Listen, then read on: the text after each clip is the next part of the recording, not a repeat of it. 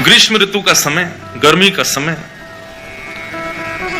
मन में भाव आया, कृष्णदास जी पौड़े हुए थे लेटे लेटे, गले में थोड़ी गर्मी लगी तो जलपान किया। उसके बाद विचार किया कोई ऐसा फल खाया जाए जिससे थोड़ी गर्मी शांत हो। तो मन में विचार आया, बोले जरूर ठाकुर जी को गर्मी लग रही है, इसीलिए मुझे गर्मी लग रही है। निकल गए महाराज बाजार में लेने के लिए खरबूज। जैसे ही पहुंचे तो महीने का पहला फल आया था। लेने के लिए जैसे ही पहुंचे, दुकानदार से जाके बोला भैया कितने का लगाया, भाव मोल करो। दुकानदार ने जो भी भाव था उसका 1 रुपया 2 रुपया बताया, बोले इतने का है, लो। यहां कृष्णदास जी खरीदने लगे, इतने में ही राजा के सैनिक आ गए। सैनिकों ने आकर कहा, बोले नहीं, महीने का पहला फल है, पहले राजा की सेवा में जाएगा, बाद में किसी मंदिर मठ में जाएगा। कृष्णदास जी बोले यहां तो हमारे लाल जी की नाक कट जाएगी अगर ये फल राजा के यहां गया तो। महीने का पहला फल है, ठाकुर जी की सेवा में जाना चाहिए। अब इनको प्रवचन क्या सुनाऊं मैं? ये राजा के यहां रहने वाले लोग, इनमें बुद्धि विवेक तो होता नहीं है, केवल तनख्वाह के लिए राजा की जय जयकार करते हैं। हमारे यहां तनख्वाह थोड़ी देते हैं ठाकुर जी, हम तो फिर भी जय जयकार करते हैं। ये राजा के लोग, इसको क्या समझाऊं मैं? कृष्णदास जी उनको समझाते तो बात बिगड़ जाती। कृष्णदास जी ने बोला भैया देखो, पहले हम आए तो हमको देना चाहिए। दुकानदार बोला पहले आप आए हो, लेकिन अगर इनको नहीं दिया तो ये दंड दे सकते हैं मुझे, राजा के लोग हैं, मैं तो इन्हीं को दूंगा। कृष्णदास जी बोले अगर हम तुमको दुगना रुपया दें तो, 1-2 रुपए की चीज की अगर हम 5 रुपए दें तो भी नहीं दोगे?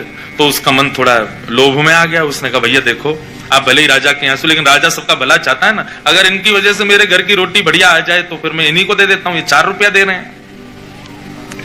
राजा के सैनिकों ने कहा हम पे कोई कमी है क्या, हम 10 रुपया देंगे, लाओ अब हमको दो। 10 रुपया बोला तो कृष्णदास जी बोले हम 15 रुपया देंगे। अच्छा एक और बात बताऊं, जेब में लाए 2 ही रुपया थे। कृष्णदास जी लाए 2 ही रुपया थे, लेकिन बातें देखो। सैनिक बोले भाई राजा की नाक कटेगी, सुनाओ 20 रुपया देंगे, फल हमको दो। कृष्णदास जी बोले 25 देंगे, बिना विचार किए हमको दो। करते करते करते महाराज मोल पहुंच गया 90 रुपए पे। कृष्णदास जी सीधे बोले हम 100 रुपया देंगे, अब तो हमको देना ही पड़ेगा। फल वाला सोच रहा है ये जल्दी ले में, और मैं यहां से जाऊं, मेरी तो छुट्टी, अब तो 1 आध साल अगर दुकान नहीं भी लगाऊंगा तो चलेगा, 100 रुपया मिल रहे हैं, उस समय बहुत होते थे। जब 100 रुपए पर अंक पहुंच गया कृष्णदास जी का, सैनिकों ने बोला कि भाई देखो हम भले ही मोल भाव तो लगा रहे हैं, अपने राजा की नाक बचाने के लिए रुपया बढ़ाते तो चले गए, लेकिन अगर राजा ने पूछा कि फल कितने का आया और हमने कहा 100 रुपए का, तो राजा तलवार निकाल के सर धर से अलग कर देगा। बोले राज संपत्ति को तुम कुछ सोच ही नहीं रहे हो कि 100 रुपए का फल लाए हो। अंत में राजा के सैनिकों ने हाथ खड़े किए, बोले इन्हीं को दे दो, हमको नहीं चाहिए। दुकानदार बोला लाओ 100 रुपया।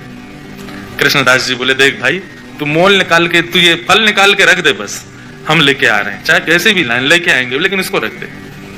तुरंत गए, ना जाने क्या क्या वस्तुएं सब लगा करके बेच करके 100 रुपए का फल लेकर के गए। कृष्णदास जी दोपहर में फल ले आए, रसोई घर में लाके फल रख दिया। रसोईया जी को बता दिया जाके, बोले हमने जो है रसोई घर में फल रखा है, अभी उत्थापन में ठाकुर जी को खरबूज का ही भोग लगाना। कृष्णदास जी बड़े प्रसन्न थे कि भैया महीने का पहला फल ठाकुर जी की सेवा में आएगा, ठाकुर जी पाएंगे, आनंदित हो जाएंगे। रसोईया स्नान ध्यान करके जैसे ही रसोई घर में गए, पूरी रसोई खोज ली, लेकिन महाराज फल नहीं मिला, कोई ले गया उसको वहां से। बाहर आके कृष्णदास जी से कहा, बोले कि कृष्णदास जी अंदर तो फल है ही नहीं। बोले अरे मैंने वहीं रखा है। बोले मैंने देख लिया, कहीं भी नहीं है, सब जगह खोज लिया महाराज, फल तो कहीं चला गया, उसको कोई और ले गया। कृष्णदास जी बड़े व्याकुल हो गए। बोले एक तो मैं अपने लाला की नाक बचावे के काजे राजा के सिपाहियन से लड़ झगड़ के लायो, 2 रुपया के फल को 100 रुपया को लेके आयो, कितनी वस्तु बेच के आ गयो। इस बात का दुख नहीं कि इतना महंगा लाया, इस बात का दुख नहीं कि इतना लड़के लाया, इस बात का दुख कि ठाकुर जी उसको पा ना पाए, कोई और ले गया। बड़े दुखित बैठे थे मंदिर के अंदर। उत्थापन का समय, अन्य फलों का भोग ठाकुर जी को लगा दिया, लेकिन कृष्णदास जी का मन बड़ा विचलित। पुजारी जी आए, बोले कोई बात नहीं, अब हमने अन्य फलों का भोग लगा दिया है, अब फिर कभी कृष्णदास जी, अब कृष्णदास जी किस किस को बताएं? रोते रहे, सब समझाते रहे कृष्णदास जी को। उत्थापन का भोग जब अनवसर हुआ और पुजारी जी ने बाहर आकर के जैसे ही कपाट खोलने की घोषणा की, सब दर्शनार्थी खड़े हो गए। कृष्णदास जी के भी नेत्र लाल पड़े थे। जैसे ही कपाट खुले तो क्या पाया, ठाकुर जी के उर्ध बाहु के ऊपर वही फल रखा जाता जो कृष्णदास जी लेकर के आ रहे।